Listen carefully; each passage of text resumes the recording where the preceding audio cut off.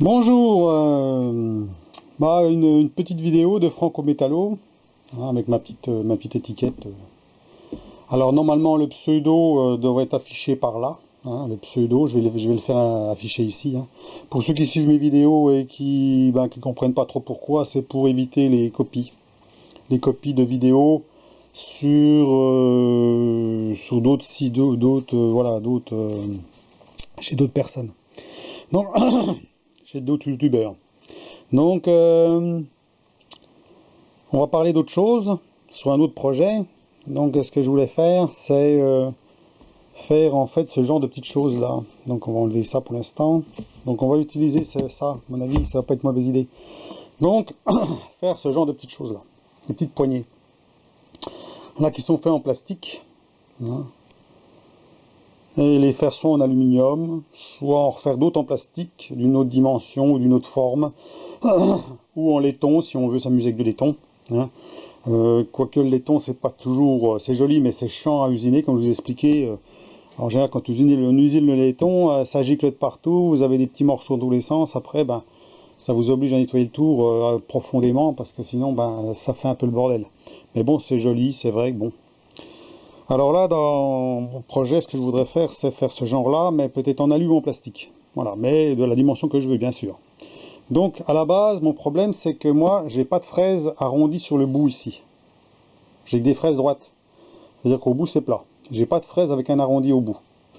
Donc, je peux pas m'amuser, par exemple, à utiliser mon, comment on appelle ça, mon plateau tournant, diviseur, avec la fraise vient de mordre comme ça, hein, pour faire les arrondis. Si je fais ça, ça va être plat au bas. Donc c'est pas ce que je cherche, je voudrais arrondi. Donc j'ai pas trop envie d'acheter une fraise ou une série de fraises pour faire ça. Alors on pourrait dire on va l'utiliser comme ça à plat et l'utiliser la fraise comme ça. Le problème c'est que dans ce sens-là, on en dévisse. Donc le souci c'est que j'ai pas envie de mordre sur le filetage. Donc s'il faudrait que je morde sur le filetage, il faudrait que je fasse le filetage après. Mais quand on fait après, c'est compliqué. Parce qu'après, il faut savoir comment prendre les morts. Donc le mieux, c'est d'avoir fait un filetage avant, mais pas de prendre sur un filetage. Donc il faudrait faire une pièce martyre, on va dire, qui se visse dedans. Mais le problème, c'est que comme on prend comme ça, eh ben, on dévisse. Donc le risque d'avoir, c'est que le truc se dévisse et puis il va brouter un coup, puis c'est fini, quoi. Votre pièce est foutue. Donc dans ce sens-là, c'est pas l'idéal. Donc après, il y a des techniques plus approfondies. On pourrait le faire plus long, prendre voilà, sur une pièce plus longue, comme ça, par exemple. Hein. Après avoir fait le filetage, donc on réduit le diamètre ici pour faire la partie ici, là derrière, là. Et là, on laisse une plus grande partie, ce qui fait qu'on pourrait fraiser, on pourrait se prendre sur la partie là, fraiser sur une grande longueur, puis après de couper. Comme ça, ma foi, on l'a. Mais ça fait de la perte. Hein. On va perdre de la matière. Alors peut-être pas autant que ça, bien sûr. On va peut-être perdre 1 ou 2 cm de matière, mais bon.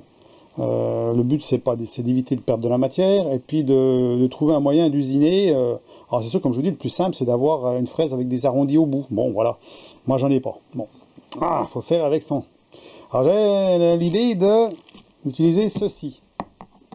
Alors ceci, c'est des fraises pour défonceuse. Et j'en ai pas mal là. Étant donné que je bricole un peu le bois, donc j'en ai un petit peu partout. Il y en a certains qui ne pourront pas forcément être utilisés parce qu'il y a des petits roulements au bout, voilà.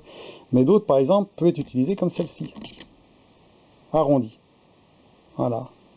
Et donc là, tu peux être utilisé sur le diviseur, forcément, sur le plateau diviseur, puisque automatiquement là, on peut l'utiliser comme ça, hein, dans ce sens-là, par exemple. Hein. Voilà, ou non, plutôt comme ça, je veux dire, non, comme ça, oui, dans ce sens-là. Donc on peut l'utiliser comme ça, mais là on peut faire l'arrondi.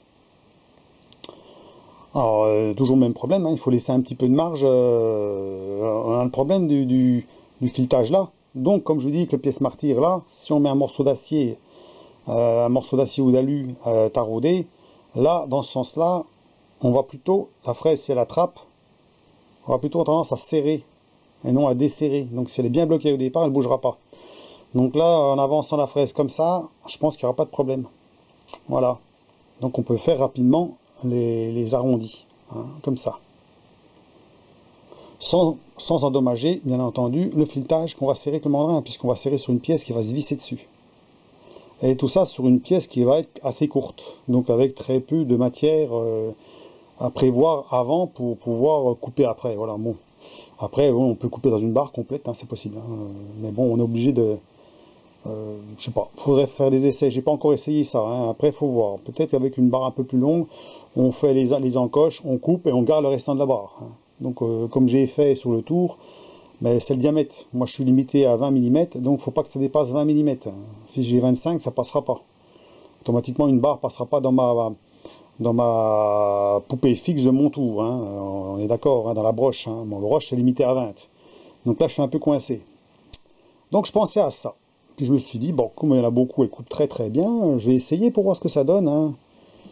Donc, eh ben, j'ai fait un test et ça marche. Sous l'alu, bien sûr, ça doit marcher sur le plastique aussi. Donc, il y a des fraises qui sont intéressantes, hein. Comme des arrondis comme ça, par exemple, extérieurs. On peut faire des petites...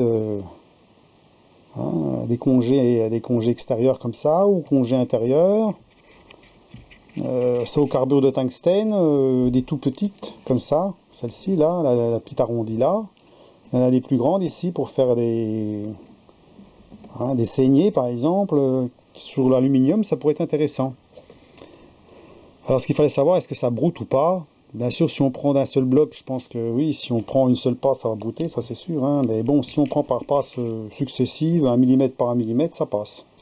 Voilà, un arrondi comme ça, par exemple, un peu plus petit. Puis j'en ai encore un peu plus grand. Voilà, j'en ai un là, ça passe. C'est coupant au bout. Donc c'est bon. Voilà. Donc, alors, j'ai fait le test sur la fraiseuse. Alors, sachant que ma fraiseuse, elle a quand même un... On ne tourne pas à 10 000 tours, hein. Là c'est sûr que là c'est des vitesses qui sont beaucoup plus lentes. Hein.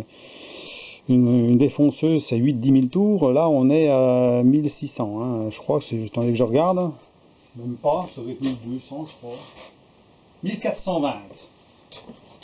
J'ai 1420 tours au maximum. Donc forcément ça tourne pas vite. Hein. Alors voilà. Même celle-là, elle est toute petite là. Elles sont même tellement... Il y en a certains que j'ai jamais utilisé, hein. Je veux dire que bon, toute petite arrondie comme ça peut être bien. Hein. Là, vous avez l'embarras du choix. Hein. Hein, même une sorte comme ça, là, qui pourrait être intéressant aussi. Voilà. Bien sûr, le roulement, il servira pas à grand chose, mais en mordant tout doucement sur un côté, on peut faire des formes assez intéressantes. Hein. Alors, surtout que le coffret, là, c'est des coffrets qui sont pas très chers, en fait. Hein. Ça devrait coûter dans les 60 €. Vous avez tous les fraises, là. J'ai acheté ça il y a longtemps pour bricoler, mais c'est vrai que la plupart du temps, j'utilisais ce genre de fraises-là, les fraises pour faire des arrondis, hein, des congés comme ça. Hein. Voilà, de différentes façons, pour arrondir les bords.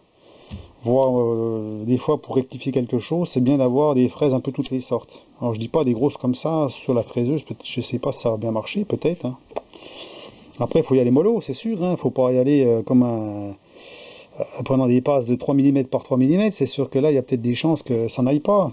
Mais bon, sinon, je sais pas ce que vous en pensez. Hein, c'est pour ça, les commentaires, un petit peu de commentaires, ceux qui ont testé les fraises de défonceuse sur la fraiseuse et tout, pour voir ce qu'ils en pensent et s'il y en a qui les utilisent. Parce que justement, c'est pas le même prix du tout que des fraises pour la fraiseuse. Alors entendu, on ne va pas attaquer l'acier avec ça, on est d'accord. Hein, on attaque que l'alu, le plastique et le laiton. Voilà, c'est des matériaux qu'on peut utiliser avec ça. Je pense, il n'y a pas de problème, c'est du carbure, ça tient bien. Mais pour l'acier, il faut éviter. Hein. Moi, je pense qu'il faut mieux utiliser ce genre de fraises, hein, voire des fraises, voilà, qui sont très tranchantes. Hein, là, ça pose aucun problème. Pour l'acier, mais pour l'alu, je veux dire pour l'acier avec ces fraises-là, il faut mieux éviter. Donc là, j'ai fait une petite... je vais montrer. Voilà, on passe là. Alors, on va peut-être mettre on va mettre un support pour voir un peu mieux. J'essaie de modifier en fonction pour voir. Hein. Voilà.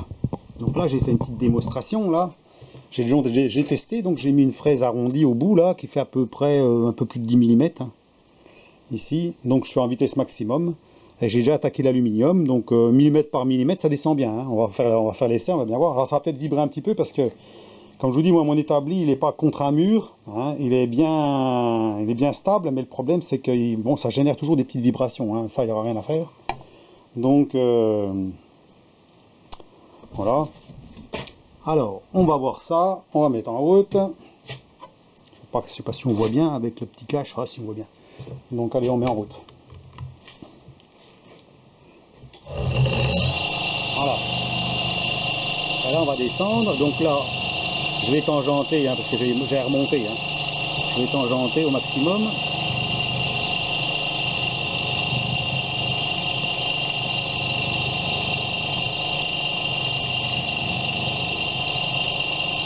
Pas loin.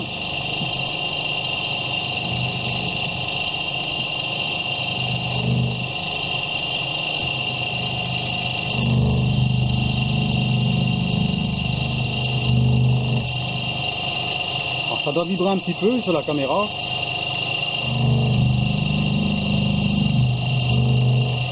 Bien sûr, faut peut-être pas prendre trop d'un coup, mais bon.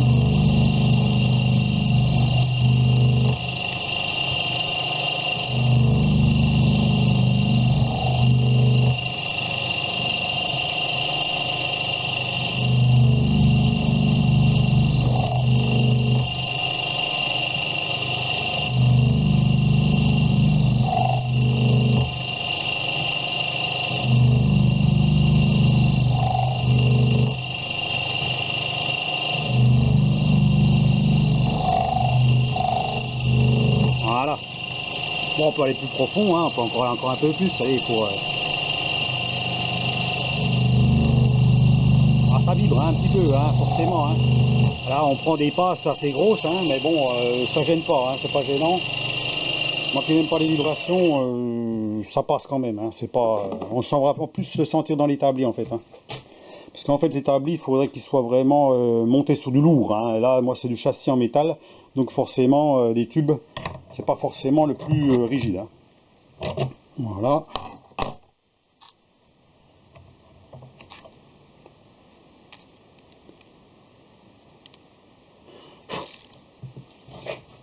Alors, voilà ce que ça donne. Je sais pas si on va bien voir.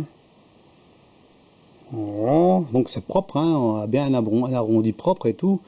Donc je pense que ça va, on peut faire des trucs avec. Voilà. Pour l'alu, le plastique, le laiton, donc c'est faisable. Donc avoir des fraises quand même qui coupent bien, hein. Je pense que bon, ceux-là, ils coupent quand même très très bien. Bien vérifier quand même que l'aluminium se colle pas sur les dents. Parce que ça, c'est la vacherie, hein, l'aluminium. Et puis pouvoir faire des formes un peu spécifiques. On n'a pas forcément les fraises qui correspondent. Hein. Je vais me remettre là-bas. Voilà.